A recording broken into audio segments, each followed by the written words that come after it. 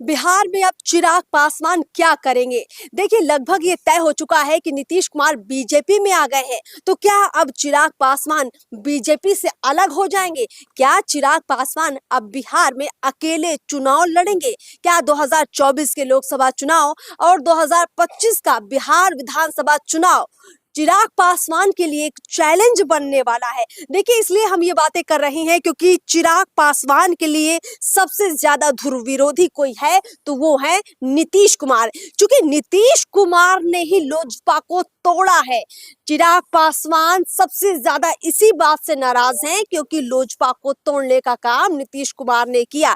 चाचा भतीजे के बीच जो दुश्मनी आज आप लोग देख पाते हैं, पशुपति पारस और चिराग के बीच जो खटास आप देख पाते हैं, उसके पीछे सबसे बड़ा कारण है नीतीश कुमार। क्योंकि अब चिराग पासवान बीजेपी के साथ डील करके एनडीए का हिस्सा है और अब चिराग ये बिल्कुल नहीं चाहते हैं कि नीतीश कुमार को कोई भी महत्वपूर्ण पद बीजेपी के अंदर मिले। लेकिन 2024 के चुनावी समीकरण जो बीजेपी अपने फायदे नुकसान के हिसाब से सेट कर रही है, उसमें अगर नीतीश कुमार की जरूरत बीजेपी को लग रही है या बीजेपी उसका इस्तेमाल करना चाहती है, तो उससे चिराग पासवान को क्या फर्क पड़ने वाला है? सबसे पहले आपको ये समझाने का प्रयास करते हैं और ये भी आपको बता देते हैं कि इस वक्त हम लोग लोजपा के कार्यालय के बाहर ही मौजूद है और यहाँ जो भी हलचल है उसके अनुसार ही आप तक ये तमाम खबरें पहुंचा रहे हैं। क्योंकि लोजपा देखिए बहुत पुरानी पार्टी है, कोई नई नवेली पार्टी तो है नहीं, इसका एक अपना जनाधार है। और चिराग पासवान भी बिहार की राजनीति में अब एक ऐसे युवा नेता के तौर पर उभर चुके हैं जो जिधर जाएंगे उधर पलड़ा भारी कर देंगे। यानी सरकार बनाने और सरकार गिराने का भरपूर दम चिराग पासवान में है। इसीलिए हम आपको ये समझाना चाहते हैं कि अगर चिराग पासवान इस बात से खफा हो गए कि नीतीश कुमार एनडीए का हिस्सा बन गए, बीजेपी का हिस्सा बन गए, तो चिराग पासवान अपनी अलग राह पकड़ लेंगे। यानी चिराग पासवान अकेले चुनाव लड़ेंगे। लेकिन 2024 के लोकसभा चुनाव वो एनडीए के साथ ही लड़ेंगे। लेकिन बिहार का जो विधानसभा चुनाव होगा उसमें चिराग पासवान अकेले चुनाव लड़ सकते हैं। क्योंकि जो अभी लोकसभा चुनाव है, समय बेहद कम बचा हुआ है और एक डील भी लगभग बीजेपी के साथ तय हो चुकी है।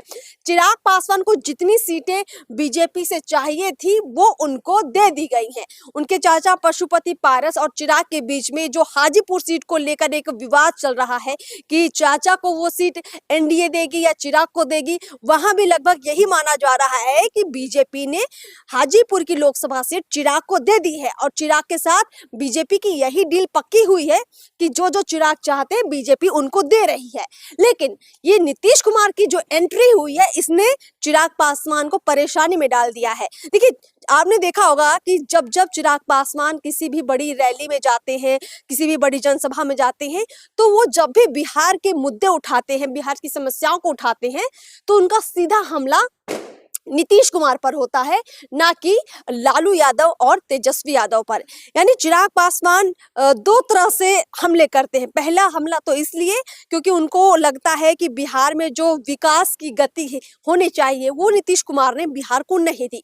दूसरी बड़ी बात जो हमने आपको पहले भी बताई कि वो खुद ये मानते हैं कि उनकी पार्टी लोक जनशक्ति पार्टी जो कि उनके पिता ने बनाई, बहुत मेहनत से बनाए, उसको बर्बाद करने का जो बीड़ा है वो नीतीश कुमार ने उठाया था। और यही बात बहुत कहीं ना कहीं खटकती है चिराग पासवान को कि जिस नीतीश कुमार ने उनकी अपनी पार्टी को बर्बाद कर दिया, वो अब स्वागत के योग्य तो वो नीतीश कुमार चिराग के लिए नहीं हो सकते हैं। आपको याद होगा 2020 का बिहार विधानसभा चुनाव, थोड़ा वो भी आपको बता देते हैं। जब नीतीश कुमार बीजेपी के साथ आ गए थे तो चिराग पासवान ने ये क्लियर कर दिया था कि अब हम बीजेपी के साथ चुनाव नहीं लड़ेंगे। चूंकि नीतीश कुमार बीजेपी के साथ मिलकर 2020 का विधानसभा चुनाव लड़ रहे थे, इसलिए चिराग पासवान ने अकेले चुनाव लड़ने का फैसला लिया। और देखिए, चिराग ने भले सीटें नहीं जीती, लेकिन असर ये हुआ कि नीतीश कुमार जो बड़ी पार्टी थी वो सिमट कर कुछ 45 सीटों तक रह गई थी। यानी भारी नुकसान चिराग पासवान ने नीतीश कुमार का किया था 2020 के विधानसभा चुनाव में, बिहार विधानसभा चुनाव में। लेकिन वो बीजेपी के कहने पर। यानी बीजेपी का जो शीर्ष नेतृत्व है, जैसे अमित शाह कह लीजिए या नरेंद्र मोदी कह लीजिए, इनके साथ चिराग पासवान सीधे डीलिंग करते हैं। तो 2020 में जो चिराग ने किया वो शीर्ष नेतृत्व के कहने पर किया।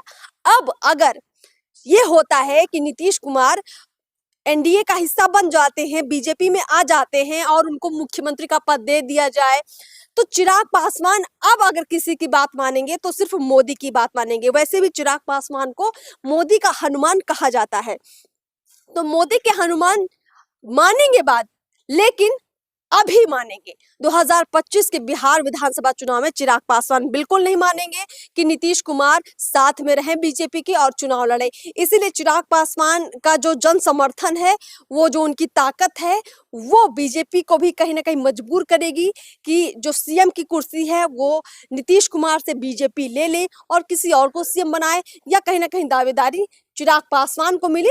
ये चिराग के जो समर्थक है वो तो चाहते हैं ही।